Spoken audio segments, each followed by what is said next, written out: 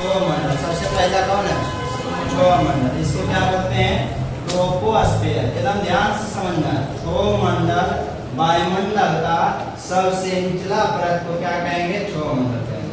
वायुमंडल का सबसे निचला परत को क्या बोलेंगे? मंडल।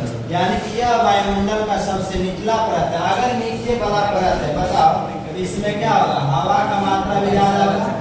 हवा की मात्रा भी क्या होगा? ज्यादा होगा। हवा की मात्रा ज्यादा होगा। दूसरा कहते हैं यहाँ पर मौसमी घटनाएं भी घटती है। क्या क्या घटती है? मौसमी घटनाएं क्या करेगी? घटेगी। पहला बात, हवा की मात्रा यहाँ पे ज्यादा होगी। दूसरा, मौसमी घटनाएं भी घटती है, जैसे बारिश, बादल, कोहरा।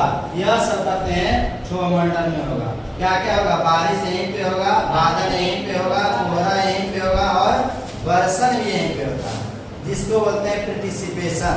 क्या बोलते हैं? प्रेसिपिटेशन। और कहते हैं जब हवा की मात्रा ज्यादा होगी तो यानी कि ऑक्सीजन की मात्रा भी ज्यादा होगी। मतलब जीव का निवास कहीं होगा तो पूछेगा कौन सा मंडल में, तो आंसर देना है मंडल। पूछेगा वायुमंडल की, कहते हैं कौन सा परत में जीव का निवास होता है, तो क्या बोलना जी? मंडल में। और सबसे ज्यादा जीव कहाँ रहते हैं? तो मंडल में। पहला बात क्लियर हुआ? फिर से समझो। यहाँ पर हवा की मात्रा ज्यादा होगी। हवा की मात्रा ज्यादा होगी। दूसरा, मौसमी घटनाएं होगी। मौसमी घटनाएं बारिश, बादल, कोहरा। और कहते हैं मौसमी घटनाएं होगी। और कहते हैं यहाँ पर ऑक्सीजन की मात्रा भी ज्यादा होगी, ताकि जीव का निवास यहीं पे होगा। पहला बात समझ में आया। दूसरा बात है समताप मंडल। दूसरा क्या बताएं? स्ट्रेटोस्फीयर। यह कहते हैं मंडल से उस ऊपरी परत है, मतलब मंडल से ऊपर वाला परत को क्या बोलेंगे? स्ट्रेटोस्फीयर। क्या बोलेंगे? स्ट्रेटोस्फीयर। कहते हैं यहाँ पर तापमान क्या रहता है? स्थिर रहता है। यहाँ का जो तापमान रहता है वह क्या रहता है? स्थिर रहता है। तापमान सबसे पहले क्या रहेगा? स्थिर रहेगा, ना घटेगा ना बढ़ेगा। क्योंकि विमान जो है सो उड़ाया जाता है। विमान कहाँ चलाया जाता है? यहीं पे समताप मंडल में। कहाँ पे चलाया जाता है? समताप मंडल में। और ओजोन परत कौन मंडल में है? कहाँ पे? समताप मंडल में। अब प्रश्न पूछेगा यह जो ओजोन परत है, ओजोन परत पतला होने का सबसे बड़ा कारण क्या है? ओजोन परत पतला होने का सबसे बड़ा कारण क्या है? तो सबसे बड़ा कारण यह है, कौन कौन? कार्बन डाइऑक्साइड गैस की बढ़ना, और कहते हैं क्लोरोफ्लोरोकार्बन, CFC। कै गैस हुआ? 4 गैस बताएं। पहला कार्बन डाइऑक्साइड, CO2। पहला बताएं CFC, क्लोरोफ्लोरोकार्बन। और कौन बताएं लोग? Methane, CH4। कै गैस हुआ? 3 और 2 5 गैस। यह 5 गैस ओजोन परत को पतला करते जा रहा है। अगर ओजोन परत पतला हो जाएगा तो क्या होगा? क्या हो जाएगा? यह क्या होगा कि धीरे धीरे हमारा जो सूर्य का रोशनी है वह डायरेक्ट हम लोग पर पड़ेगा, और डायरेक्ट हम लोग पर पड़ेगा तो हम लोग का जो स्किन कैंसर, स्किन डिजीज ज्यादा होगा। इसलिए आज ओजोन परत पतला होने के कारण से गर्मी ज्यादा होता है, ठंडा कम रहता है। ठंडा का मौसम बहुत कम दिन चलता है, गर्मी का मौसम बहुत ज्यादा दिन तक चलते रहता है। समझ में आया? किसके कारण से? ओजोन परत के कारण से। और ओजोन परत को अगर कंट्रोल करना है तो हमारा ऑक्सीजन की मात्रा को क्या करना पड़ेगा? बढ़ाना पड़ेगा। ऑक्सीजन की मात्रा को क्या करना पड़ेगा? बढ़ाना पड़ेगा। यानी कि जो सूर्य से हानिकारक पराबैंगनी किरणें कहते हैं पृथ्वी पर आने से क्या करती है? रोकती है। अगर यह नहीं रोकेगी तो स्किन कैंसर, स्किन डिजीज, बहुत सारा बीमारी करते हैं पैदा हो जाएगा। समझा है? क्लियर हो गया यहाँ तक? अगला है मध्यमंडल। अगला क्या होगा? मध्यमंडल। वायुमंडल का सबसे ठंडा परत किसको कहा जाता है? मध्यमंडल। वायुमंडल का सबसे ठंडा परत किसको कहा जाता है? मध्यमंडल। यह अंतरिक्ष से आने वाली उल्का पिंड में कहते हैं प्रवेश करती है। यह क्या करती है?